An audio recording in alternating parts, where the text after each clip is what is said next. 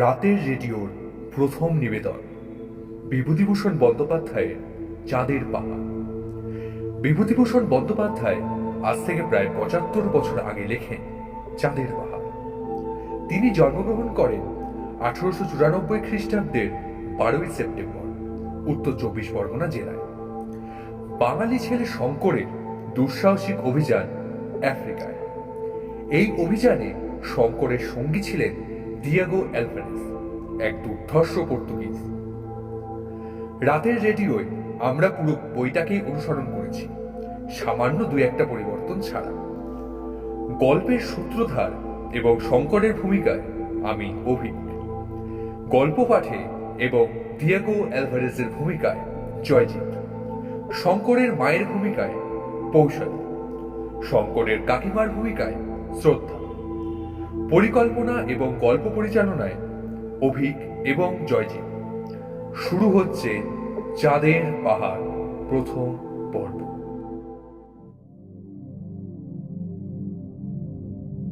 শঙ্কর একেবারে অজপাড়াগাঁয়ের ছেলে। এইবার সে সবে এফএ পাস দিয়ে গ্রামে বসেছে। কাজের মধ্যে সকালে বন্ধু বান্ধবদের বাড়িতে গিয়ে আড্ডা দেওয়া, দুপুরে আহার আনতে লম্বা ঘুম, বিকেলে পালঘাটের বাওরে মাছ ধরতে যাওয়া। সারা বৈশাখ এভাবে কাটবার পরে একদিন তার মা শঙ্করকে ডেকে বললেন, শোন, একটা কথা বলি শঙ্কর, তোর বাবার শরীর ভালো নয়। এই অবস্থায় তোর পড়াশোনা হবে কি করে বল? কে খরচ দেবে? এবার কিছু একটা হোক, কাজের চেষ্টা দেখ। মায়ের কথাটা শঙ্করকে ভাবিয়ে তুলল। সত্যি তার বাবার শরীর আজ কমাস থেকে খুব খারাপ যাচ্ছে। কলকাতার খরচ দেওয়া তার পক্ষে ক্রমেই অসম্ভব হয়ে উঠেছে। অথচ করবেই বা কি শঙ্কর? এখন কি তাকে কেউ চাকরি দেবে? কাকে চেনেই বা সে? আমরা যে সময়ের কথা বলছি, ইউরোপের মহাযুদ্ধ বাধ্যে তখনও ৫ বছর দেরি। ১৯০৯ সালের কথা। তখন চাকরির বাজার এতটা খারাপ ছিল না। শঙ্করদের গ্রামের এক ভদ্রলোক শ্যামনগরে না নৈহাটিতে পাটের কলে চাকুরি করতেন। শঙ্করের মা তার স্ত্রীকে ছেলের চাকরির কথা বলে এলেন, যাতে তিনি স্বামীকে বলে শঙ্করের জন্য পাটের কলে একটা কাজ জোগাড় করে দিতে পারেন। ভদ্রলোক পরদিন বাড়ি বয়ে বলতে এলেন যে শঙ্করের চাকরির জন্য তিনি সাধ্য মতো চেষ্টা করবেন। শঙ্কর সাধারণ ধরনের ছেলে নয়। স্কুলে পড়বার সময় সে বরাবর খেলাধুলাতে প্রথম হয়ে এসেছে। সেবার মহকুমার এক্সিবিশনের সময় হাই জাম্পে সে প্রথম স্থান অধিকার করে মেডেল পায়। ফুটবলে অমন সেন্টার ফরওয়ার্ড ও অঞ্চলে তখন কেউ ছিল না। সাঁতার দিতে তার জুড়ি খুঁজা মেলা ভার। গাছে উঠতে, ঘোড়ায় চড়তে, বক্সিংয়ে সে অত্যন্ত নিপুণ। কলকাতায় পড়বার সময় YMCA-তে রীতিমতো বক্সিং অভ্যাস করেছে শঙ্কর। এই সব কারণে পরীক্ষায় সে তত ভালো করতে পারেনি, দ্বিতীয় বিভাগে উত্তীর্ণ হয়েছিল। কিন্তু তার একটি বিষয় অদ্ভুত জ্ঞান ছিল। তার বাতিক ছিল যত রাজ্যের ম্যাপ ঘাটা ও বড় বড় ভূগোলের বই পড়া। ভূগোলের অঙ্ক কষতে সে খুব মজবুত। আমাদের দেশের আকাশে যেসব নক্ষত্রমণ্ডল ওঠে তা সে প্রায় সবই চেনে। ওটা কালপুরুষ, ওটা সপ্তর্ষি, ওটা ক্যাসিওপিয়া, আর ওইটা বৃশ্চিক। কোন মাসে কোনটা ওঠে, কোন দিকে ওঠে, শঙ্করের সব নখদর্পণে। আকাশের দিকে চেয়ে তক্ষণই বলে দেবে। আমাদের দেশের বেশি ছেলে যে এসব জানে না, এ কথা নিঃসন্দেহে বলা যেতে পারে। এবার পরীক্ষা দিয়ে কলকাতা থেকে আসবার সময় সে একরাশ ওইসব বই কিনে এনেছে। নির্জনে বসে প্রায় পড়ে, আর কি ভাবে ওই জানে। তারপর এলো তার বাবার অসুখ, সংসারের দারিদ্র্য এবং সঙ্গে সঙ্গে মায়ের মুখে পাটকলে চাকরি নেওয়ার জন্য অনুরোধ। কি করবে সে? সে অত্যন্ত নিরুপায়। মা বাপের মলিন মুখ সে দেখতে পারে না। অগত্যা তাকে পাটের কলেই চাকরি নিতে হবে। কিন্তু জীবনের স্বপ্ন তাহলে ভেঙে যাবে।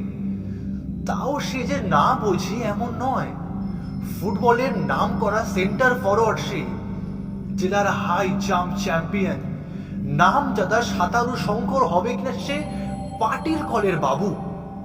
নিকেলের বইয়ের আকারের কৌটোতে খাবার কি পান নিয়ে ঝাড়ন পকেটে করে তাকে সকালের ভো বাজতেই ছুটতে হবে কলে। আবার 12টার সময় এসে দুটো খেয়ে নিয়েই আবার রওনা। ওদিকে সেই 6টার ভো বাজলেই ছুটি। তার তরুণ তাজা মন এ কথা ভাবতেই পারে না যে ভাবতে গেলেই তার সারা দেহ মন বিদ্রোহী হয়ে ওঠে। রেসের ঘোড়া শেষকালে ছ্যাঁকড়া গাড়ি টানতে যাবে। সন্ধ্যের বেশি দেরি নেই।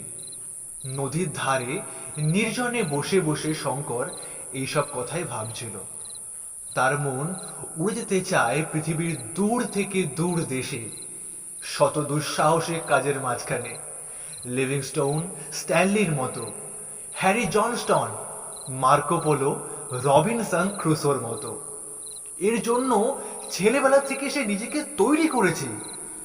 যদিও এ কথা ভেবে দেখেনি অন্য দেশের ছেলেদের পক্ষে যা ঘটতে পারে, বাঙালি ছেলেদের পক্ষে তা ঘটা একরকম অসম্ভব। তারা তৈরি হয়েছে কেরানি, স্কুল মাস্টার, ডাক্তার বা উকিল হবার জন্য। অজ্ঞাত অঞ্চলের অজ্ঞাত পথে পাড়ি দেওয়ার আশা তাদের পক্ষে নিতান্তই দুরাশা।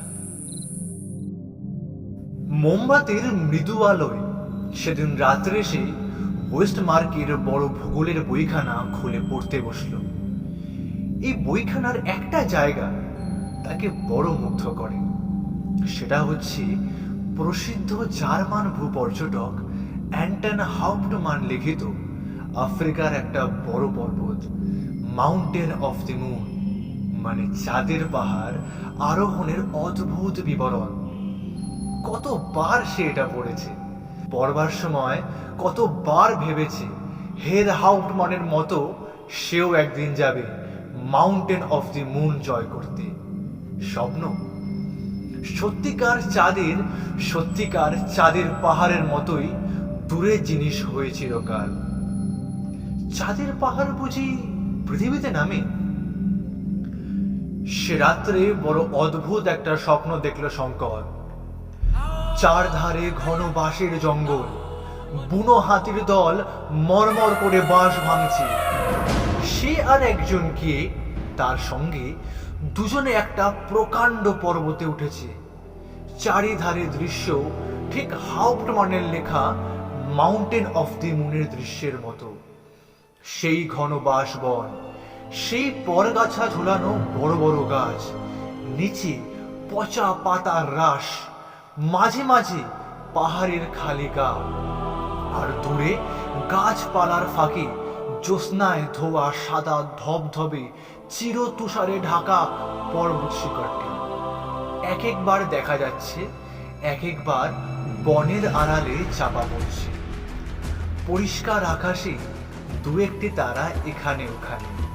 একবার সত্যি সে যেন বুনো হাতির গর্জন শুনতে পেল। সমস্ত বনটা কেঁপে উঠল। এত বাস্তব মনে হলো সেটা, যেন সেই ডাকেই তার ঘুম ভেঙে গেল। বিছানার উপর উঠে বসল শঙ্কর। ভোর হয়ে গিয়েছে। জানলার ফাঁক দিয়ে দিনের আলো ঘরের মধ্যে এসেছে। উহ, কি স্বপ্নটাই দেখেছে সে। ভোরের স্বপ্ন নাকি সত্যি হয়, বলে তো অনেকে। অনেকদিন আগেকার একটা ভাঙা পুরনো মন্দির আছে তাদের গায়ে।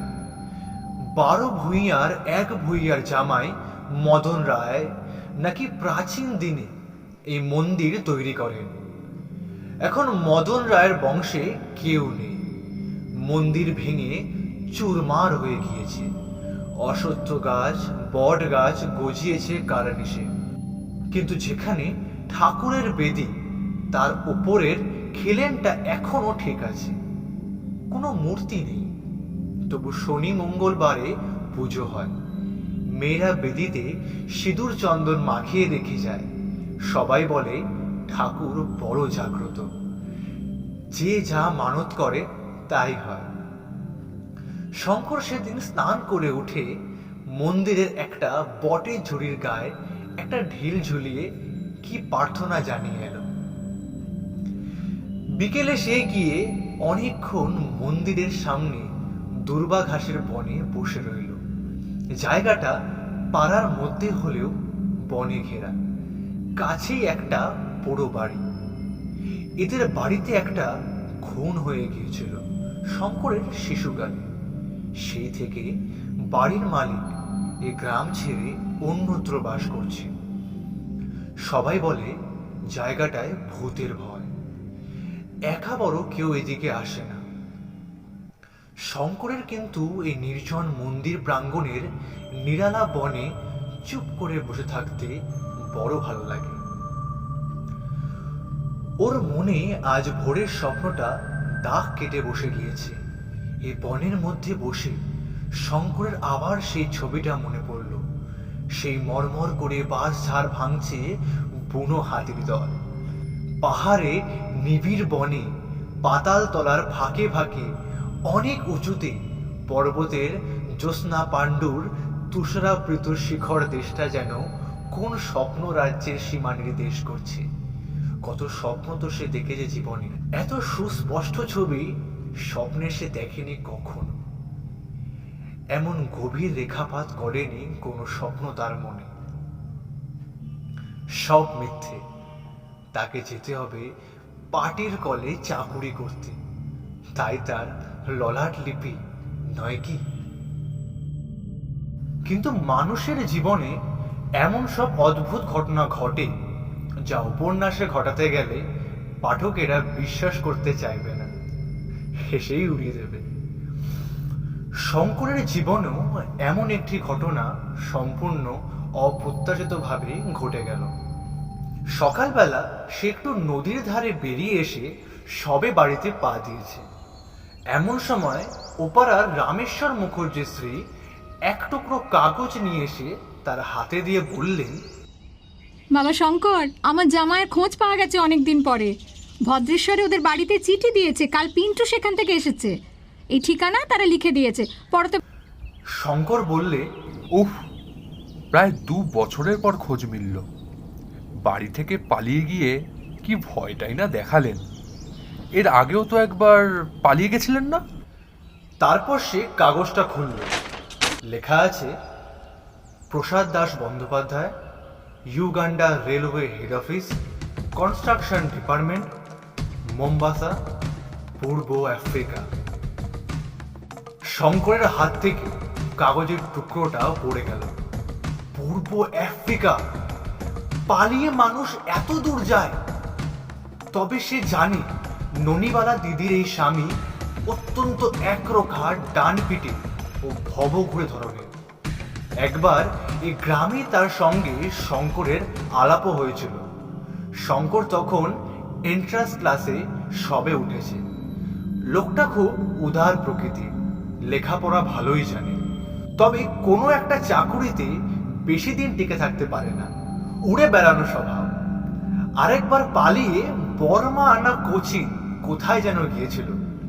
এবারও বড় দাদার সঙ্গে কি নিয়ে মনোমালিন্য হওয়ায় বাড়ি থেকে পালিয়েছিল সে।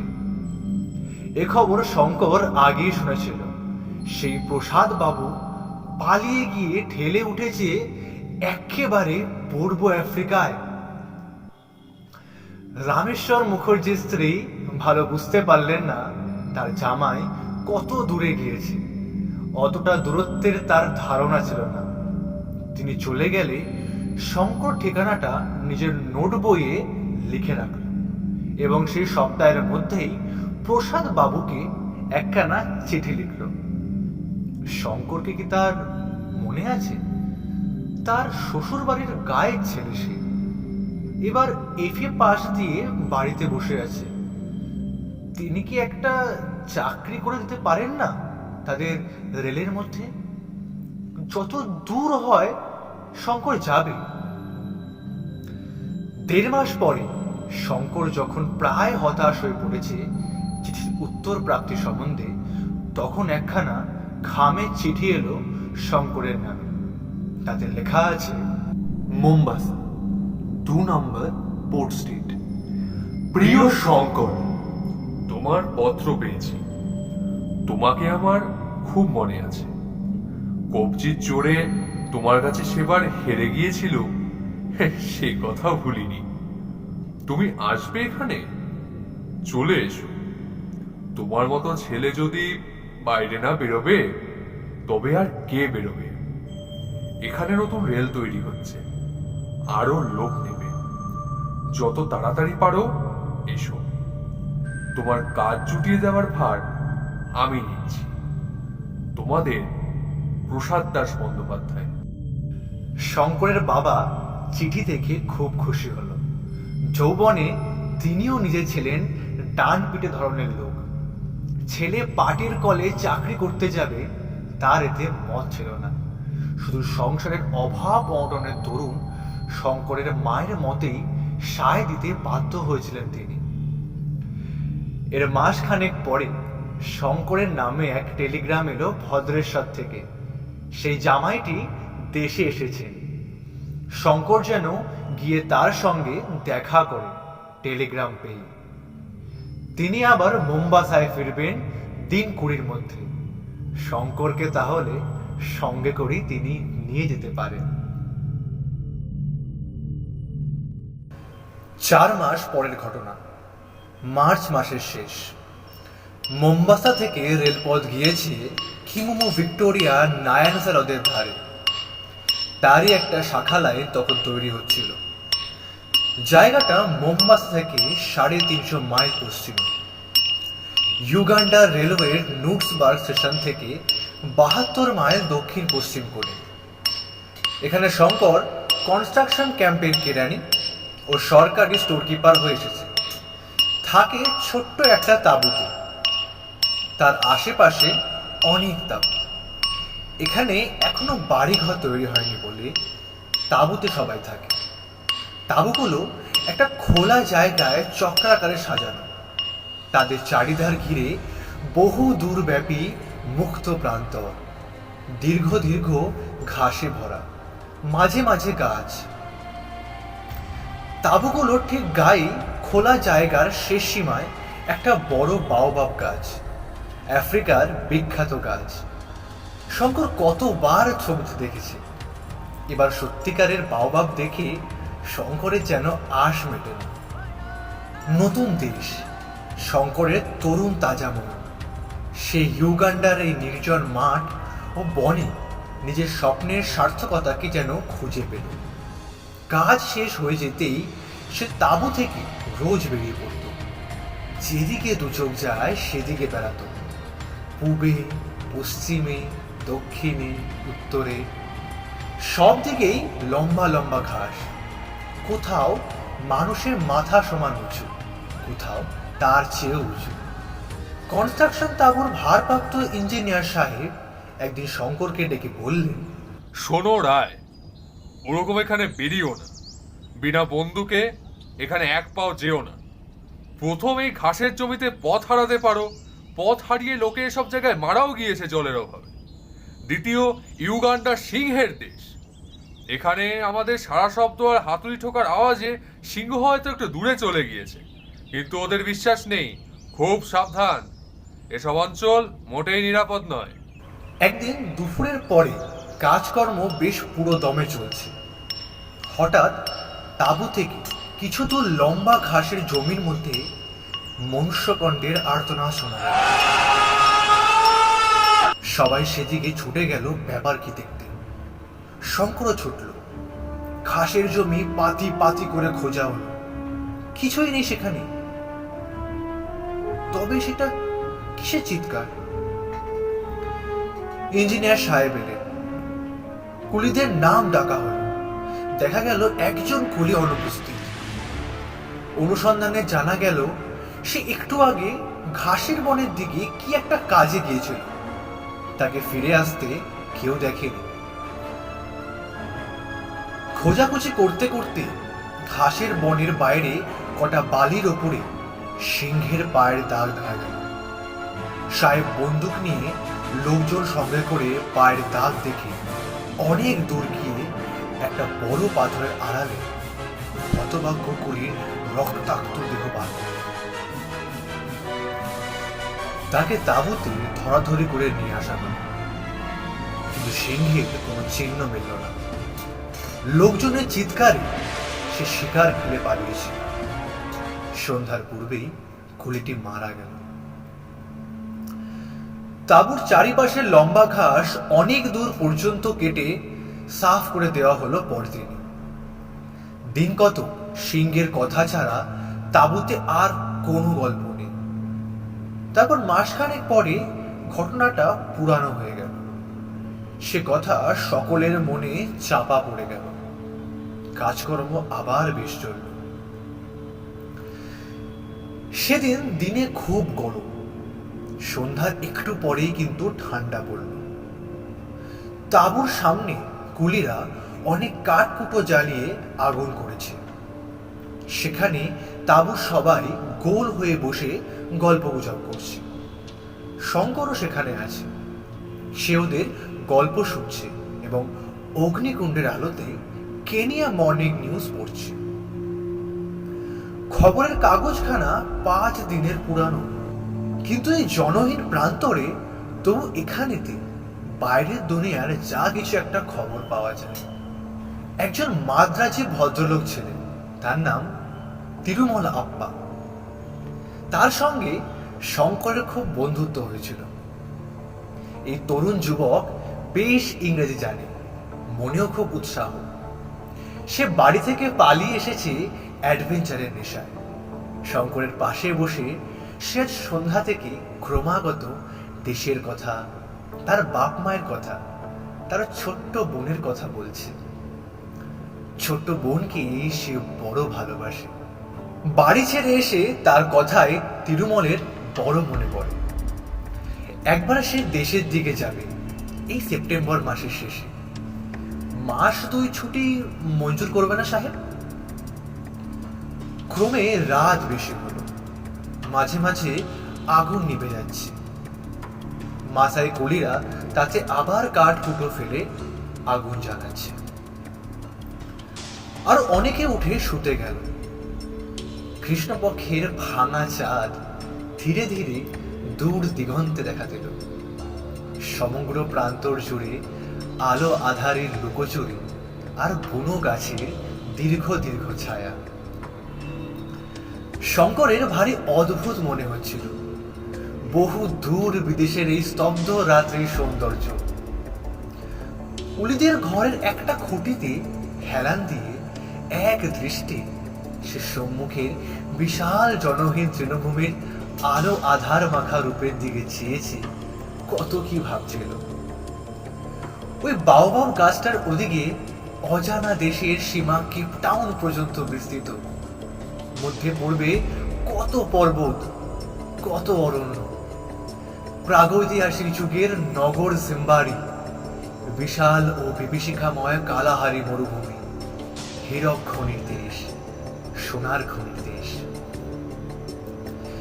একজন বড় স্বর্ণান্বেষী পর্যটক যেতে যেতে হোঁচট খেয়ে পড়ে গেলেন। যে পাথরটাতে লেগে হোঁচট খেলেন সেটা হাতে তুলে ভালো করে পরীক্ষা করে দেখলেন তার সঙ্গে সোনা মেশানো রয়েছে। সে জায়গায় বড় একটা সোনার খনি বেরিয়ে পড়ল। এই ধরনের কত গল্প সে পড়েছে দেশে থাকতে। এই সেই আফ্রিকা, সেই রহস্যময় মহাদেশ, সোনার দেশ, হীরের দেশ। কত অজানা জাতি, অজানা দৃশ্যাবলী, অজানা জীবজন্তু এর সীমাহীন ট্রপিক্যাল অরণ্যে আত্মগোপন করে আছে। কেউ কি তার হিসেব রেখেছে? রাখেনি। কত কি ভাবতে ভাবতে শঙ্কর কখন যেন ঘুমিয়ে পড়েছিল। হঠাৎ কিসের শব্দে তার ঘুম ভাঙল। সে ধর্মর করে জেগে উঠে বসল। চাঁদ আকাশে অনেকটা উঠেছে, ধপধপে সাদা জ্যোৎস্না দিনের মতোই পরিষ্কার। অগ্নিকুণ্ডের আগুন নিভে গিয়েছে। সমস্ত কুলিরা কুণ্ডুলি পাকিয়ে আগুনের ওপর শুয়ে আছে। কোনো দিকে কোনো শব্দ নেই। হঠাৎ শঙ্করের দৃষ্টি পড়ল তার পাশে। এখানে তো তিরুমল আপ্পা বসে তার সঙ্গে গল্প করছিল। সে কোথায় গেল? তাহলে কি সে তাঁবুর মধ্যে ঘুমোতে গিয়েছে? শঙ্করও নিচে উঠে শুতে যাবার উদ্যোগ করছে। এমন সময় অল্প দূরে পশ্চিম কোণে মাঠের মধ্যে ভীষণ সিংহ গর্জন শুনতে পাওয়া গেল। রাত্রির অস্পষ্ট জ্যোৎস্নালোকে যেন কেঁপে উঠল সেই রবে। কুলিরা ধর্মর করে জেগে উঠল। ইঞ্জিনিয়ার সাহেব বন্দুক নিয়ে তাঁবুর বাইরে এলেন। শঙ্কর জীবনে প্রথম শুনল সিংহের গর্জন।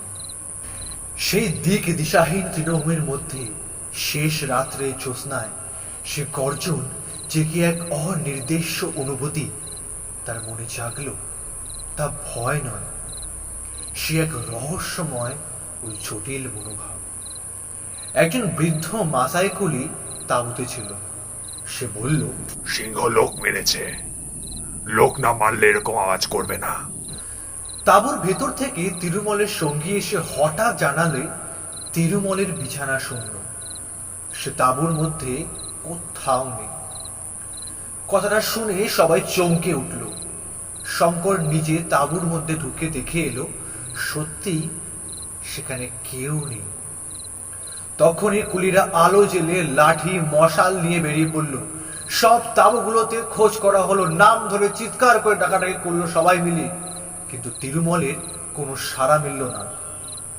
তিরুমল যেখানে শুয়েছিল সেখানে ভালো করে দেখা গেল। তখন একটা জিনিস আবিষ্কার হল, কোনো একটা ভারী জিনিসকে টেনে নিয়ে যাওয়ার দাগ মাটির ওপর সুস্পষ্ট। ব্যাপারটা বুঝতে কারোর দেরি হলো না। বাওবাব গাছের কাছে তিরুমলের জামার হাতার খানিকটা টুকরো পাওয়া গেল। ইঞ্জিনিয়ার সাহেব বন্দুক নিয়ে আগে আগে চললেন। শঙ্কর চলল তার সঙ্গে। মাসাই কুলিরা তাদেরকে অনুসরণ করতে লাগলো। সে গভীর রাত্রে তাঁবু থেকে দূরে মাঠের চারিদিকে অনেক জায়গা খোঁজা হলো, তিরুমলের দেহের কোনো সন্ধান মিলল না। এবার আবারও সিংহ গর্জন শোনা গেল, কিন্তু দূরে, যেন এই নির্জন প্রান্তরের অধিষ্ঠাত্রী কোনো রহস্যময় রাক্ষসীর বিকট চিৎকার। মাসাই কুলিটি বললে, সিংহ দেহ নিয়ে চলে যাচ্ছে, কিন্তু ওকে নিয়ে আমাদের ভুগতে হবে। আর অনেকগুলো মানুষকে ঘায়েল না করেও ছাড়বে না। সবাই সাবধান, যে সিংহ একবার মানুষ খেতে শুরু করে সে অত্যন্ত ধূর্ত হয়ে ওঠে। রাত্রি যখন প্রায় 3টে, তখন সবাই তাঁবুতে ফিরল। বেশ ফুটফুটে জ্যোৎস্নায় সারা মাঠ আলো হয়ে উঠেছে। আফ্রিকার এই অংশে পাখি বড় একটা দেখা যায় না দিনমানি, কিন্তু এক ধরনের রাত্রিচর পাখির ডাক শুনতে পাওয়া যায় রাত্রে। শিশুর অপার্থিব ধরনের মিষ্ট। এই মাত্র সে পাখি কোন গাছের মাথায় বহু দূর থেকে ডেকে উঠল। মনটা এক মুহূর্তে উদাস করে দেয়। শঙ্কর ঘুমাতে গেল না, আর সবাই তাঁবুর মধ্যে শুতে গেল। কারণ পরিশ্রম কারণ কম হয়নি। তাঁবুর সামনে কাঠকুটো জ্বালিয়ে প্রকাণ্ড অগ্নিগুণ্ড করা হলো। শঙ্কর সাহস করে বাইরে বসতে অবশ্যই পারল না। এরকম দুঃসাহসের কোনো অর্থই হয় না। তবে সে নিজের ঘরে শুয়ে জানলা দিয়ে বিস্তৃত জ্যোৎস্না আলোকিত অজানা প্রান্তরের দিকে চেয়ে রইল। মনে কি এক অদ্ভুত ভাব। সেই তরুণ যুবক তিরুমলের অদৃষ্ট লিপি এই জন্যই বোধহয় তাকে আফ্রিকায় টেনে এনেছিল। তাকেই বা কি জন্য এখানে এনেছে তার অদৃষ্ট? কেউ কি জানে তার খবর?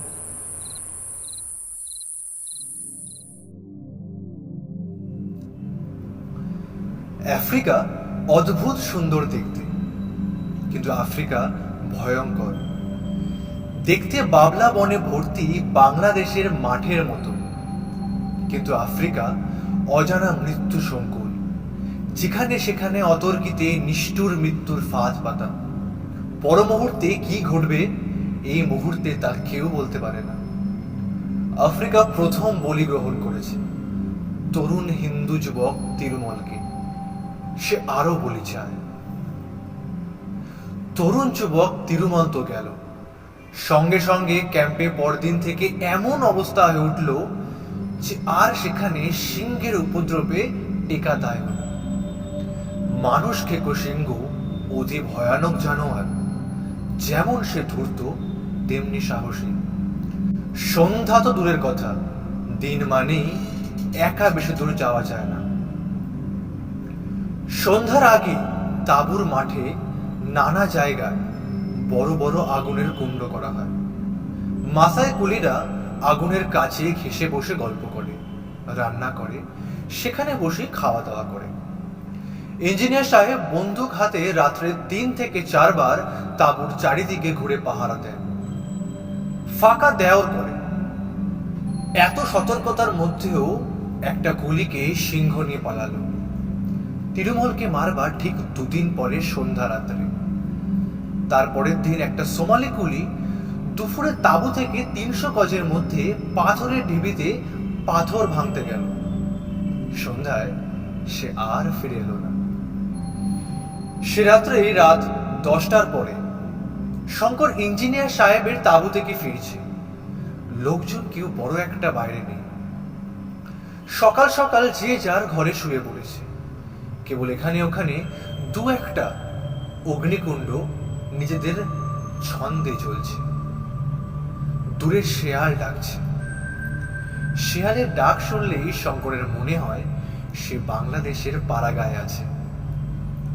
চোখ বুজে সে নিজের গ্রামটাকে একবার ভাববার চেষ্টা করলো। তাদের ঘরের কোণে সেই বিলিতি আমড়া গাছটা ভাববার চেষ্টা করে শঙ্কর।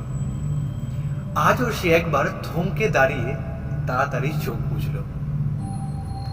কি চমৎকার লাগে! কোথায় সে? সেই তাদের গায়ের বাড়ির জানলার পাশে তক্তা বসে শুয়ে। বিলিতি আমড়া গাছটার ডালপালা চোখ খুললেই চোখে পড়বে। ঠিক দেখবে সে চোখ খুলে। শঙ্কর ধীরে ধীরে চোখ খুলল। অন্ধকার প্রান্ত, দূরে সেই বড় বাওহাব গাছটা অস্পষ্ট অন্ধকারে দৈত্যের মতো দাঁড়িয়ে আছে। হঠাৎ তার মনে হলো সামনের একটা ছাতার মতো গোল খড়ের নিচু চালার উপরে কি যেন একটা নড়ছে। পরক্ষণেই সে ভয়ে বিস্ময়ে কাঠ হয়ে গেল। প্রকাণ্ড একটা সিংহ খড়ের চাল থাবা দিয়ে খুঁচিয়ে গর্ত করবার চেষ্টা করছে ও মাঝে মাঝে তার নাকটা চালের গর্তের কাছে নিয়ে গিয়ে কিসের যেন ঘ্রাণ নিচ্ছে। তার কাছ থেকে সেই চালাটার দূরত্ব বড় জোর 20 হাত। শঙ্কর বুঝল সে এক ভয়ানক বিপদের মধ্যে পড়েছে। সিংহ চালার খড় খুঁচিয়ে গর্ত করতে ব্যস্ত। সেখান দিয়ে সে ঢুকে মানুষ নেবে। শঙ্করকে সে এখনো দেখতে পায়নি। তাঁবুর বাইরে কোথাও লোক নেই। সিংহের ভয়ে বেশি রাত্রে কেউ বাইরে থাকে না। নিজে সে সম্পূর্ণ নিরস্ত্র, একটা লাঠি পর্যন্ত নেই তার হাতে। শঙ্কর নিঃশব্দে পিছু হটতে লাগলো ইঞ্জিনিয়ারের তাঁবুর দিকে এবং সিংহের দিকে চোখ রেখে। 1 মিনিট, 2 মিনিট, 3 মিনিট। নিজের স্নায়ুমণ্ডলীর ওপর যে তার এত কর্তৃত্ব ছিল তা এর আগে শঙ্কর জানতই না। একটা ভীতিসূচক শব্দ তার মুখ থেকে বেরোলো না, বা সেই হঠাৎ পিছু ফিরে দৌড় দেওয়ারও কোনো চেষ্টা করল না। ইঞ্জিনিয়ারের তাঁবুর পর্দা উঠিয়ে সে ঢুকে দেখলো সাহেব টেবিলে বসে তখন যেন কিছু একটা কাজ করছে। সাহেব ওর রকম সকম দেখে বিস্মিত হয়ে কিছু জিজ্ঞেস করবার আগে ও বলল, সাহেব, সিংহ। সাহেব লাফিয়ে উঠল। কই, কোথায়?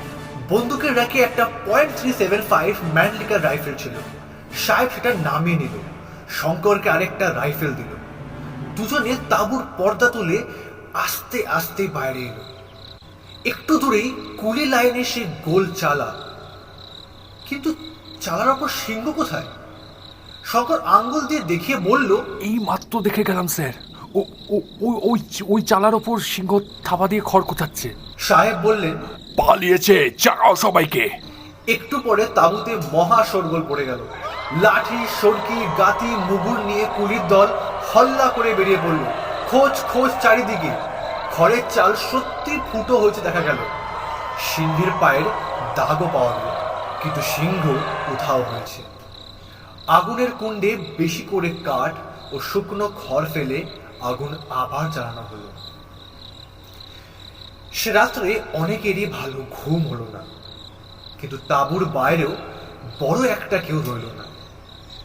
শেষ রাতের দিকে শঙ্কর নিজের তাঁবুতে শুয়ে একটু ঘুমিয়ে পড়েছিল। একটা মহা শোরগোলের শব্দে তার হঠাৎ ঘুম ভেঙে গেল। মাসাই কুলিরা সিম্বা সিম্বা বলে চিৎকার করছে। দুবার বন্দুকের গর্জন শোনা গেল। শঙ্কর তাঁবুর বাইরে এসে ব্যাপার জিজ্ঞেস করে জানলো, সিংহ এসে আস্তা বলে একটা ভারী বাহী অশ্বথরকে জখম করে গিয়েছে। এই মাত্র। সবাই শেষ রাতে একটু ঝিমিয়ে পড়েছে, আর সেই সময় এই কাণ্ড।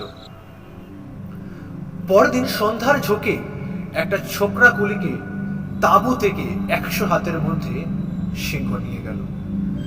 দিন চারেক পর আরেকটা কুলিকে নিল বাউবাব গাছের তলা থেকে। মাসাই কুলিরা আর কেউ কাজ করতে চায় না। লম্বা লাইনে গাতিওয়ালা কুলিদের অনেক সময় ছোট ছোট দলে ভাগ হয়ে কাজ করতে হয়। তারা তাঁবু ছেড়ে দিনের বেলাতেও বেশি দূর যেতে চায় না। তাঁবুর মধ্যে থাকাও রাত নিরাপদ নয়। সকলের মনে ভয়। প্রত্যেকেই ভাবে এইবার তার পালা। কাকে কখন নেবে কিছুই স্থিরতা নেই। এই অবস্থায় কাজ হয় না। কেবল মাসাই কুলিরা অবিচলিত রইল। তারা জমকেও ভয় পায় না। তাঁবু থেকে 2 মাইল দূরে গাতির কাজ তারাই করে। সাহেব বন্দুক নিয়ে দিনের মধ্যে 4-5 বার তাদের দেখাশোনা করে আসে। কত নতুন ব্যবস্থা করা হলো, কিন্তু কিছুতেই সিংহের উপদ্রব কমল না। কত চেষ্টা করেও সিংহ শিকার করা গেল না। অনেকে বলল সিংহ একটা নয়, অনেকগুলো, কটা মেরে ফেলা যাবে। সাহেব বলল, মানুষকে কেউ সিংহ বেশি থাকে না, ওটা একটা সিংহেরই কাজ। একদিন সাহেব শঙ্করকে ডেকে বলল, শঙ্কর, বন্দুকটা নিয়ে কাতিটার কুলিদের একবার দেখে এসো। শঙ্কর বলল, সাহেব, তোমার ম্যানলিকারটা দাও। সাহেব রাজি হল। শঙ্কর বন্দুক নিয়ে একটা খচ্চরে চড়ে রওনা হলো। তাঁবু থেকে মাইল দূরে এক জায়গায় একটা ছোট্ট জলা। শঙ্কর দূর থেকে জলাটা যখন দেখতে পেয়েছে তখন বেলা প্রায় 3টে। কেউ কোনো দিকে নেই। রোদের ঝাঁজ মাঠের মধ্যে তাপ তরঙ্গের সৃষ্টি করছে। হঠাৎ খচ্চরটি থমকে দাঁড়িয়ে গেল। কিছুতেই সেটা এগিয়ে যেতে চায় না। শঙ্করের মনে হলো জায়গাটার দিকে যেতে খচ্চরটা ভয় পাচ্ছে। একটু পরে পাশের ঝোপে কি যেন একটা নড়ে উঠল, কিন্তু সেদিকে সে কিছু দেখতে পেল না। সে খচ্চর থেকে নামল, তবুও খচ্চর নড়তে চায় না। হঠাৎ শঙ্করের শরীরে যেন বিদ্যুৎ খেলে গেল। ঝোপের মধ্যে সিংহ তার জন্য উঠ পেতে বসে নেই তো? অনেক সময় এরকম হয় সে জানে। সিংহ পথের পাশে ঝোপ ঝাপের মধ্যে লুকিয়ে অনেক দূর পর্যন্ত নিঃশব্দে তার শিকারকে অনুসরণ করে। নির্জন স্থানের সুবিধা বুঝে তার ঘাড়ের ওপর লাফিয়ে পড়ে। যদি তাই হয়, শঙ্কর খচ্চর নিয়ে আর এগিয়ে যাওয়া উচিত মনে করল না। ভাবলো তাঁবুতে সে ফিরে যাবে। সবে সে তাঁবুর দিকে মুখ ঘুরিয়েছে, এমন সময় আবার ঝোপের মধ্যে কি যেন একটা নড়ে উঠল। সঙ্গে সঙ্গে ভয়ানক সিংহ গর্জন এবং একটা ধূসর বর্ণের বিরাট দেহ সশব্দে খচ্চরের উপর এসে পড়ল। শঙ্কর তখন হাত ছেড়ে এগিয়ে আছে, সে তখনই ফিরে দাঁড়িয়ে বন্দুক গুছিয়ে উপরে উপরে দুবার গুলি করল। গুলি লেগেছে কিনা বোঝা গেল না, কিন্তু তখন খচ্চরটা মাটিতে লুটিয়ে পড়েছে। ধূসর বর্ণের জানোয়ারটা পলাতক। শঙ্কর পরীক্ষা করে দেখল খচ্চরের কাঁধের অনেকটা মাংস ছিন্ন ভিন্ন, রক্তে মাটি ভেসে যাচ্ছে। যন্ত্রণায় সে ছটফট করছে। শঙ্কর এক গুলিতে তার যন্ত্রণার অবসান করল। তারপর সে তাঁবুতে ফিরে এলো। সাহেব বলল, সিংহ নিশ্চয়ই জখম হয়েছে। বন্দুকের গুলি যদি তার গায়ে লেগে থাকে তবে দস্তুর মতো তাকে জখম হতেই হবে, কিন্তু গুলি লেগেছিল তো? শঙ্কর বলল, গুলি লাগালাগির কথা আমি বলতে পারবো না সাহেব, কিন্তু বন্দুক আমি ছুটেছিলাম। লোকজন নিয়ে খোঁজাখুঁজি করে 2-3 দিনেও কোনো আহত বা মৃত সিংহের সন্ধান কোথাও পাওয়া গেল না। জুন মাসের প্রথম থেকে বর্ষা নামলো। কতকটা সিংহের উপদ্রবের জন্য, কতকটা বা জলাভূমির সান্নিধ্যের জন্য জায়গাটা অস্বাস্থ্যকর হওয়ায় তাঁবু সেখান থেকে উঠে গেল। শঙ্করকে আর কনস্ট্রাকশন তাঁবুতে থাকতে হলো না। ইসুমু থেকে প্রায় 30 মাইল দূরে একটা ছোট্ট স্টেশনে সে স্টেশন মাস্টারের কাজ পেয়ে জিনিসপত্র নিয়ে সেইখানেই চলে গেল।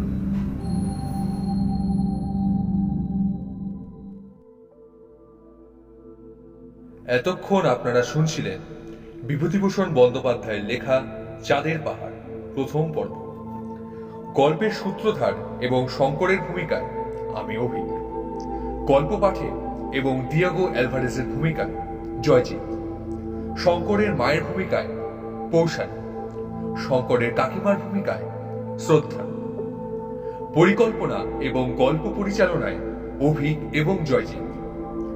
শেষ হলো গল্পের প্রথম পর্ব। দ্বিতীয় পর্ব আসবে আগামী বৃহস্পতিবার ঠিক সন্ধ্যে 7টায়, শুধুমাত্র রাতের রেডিও ইউটিউব চ্যানেলে।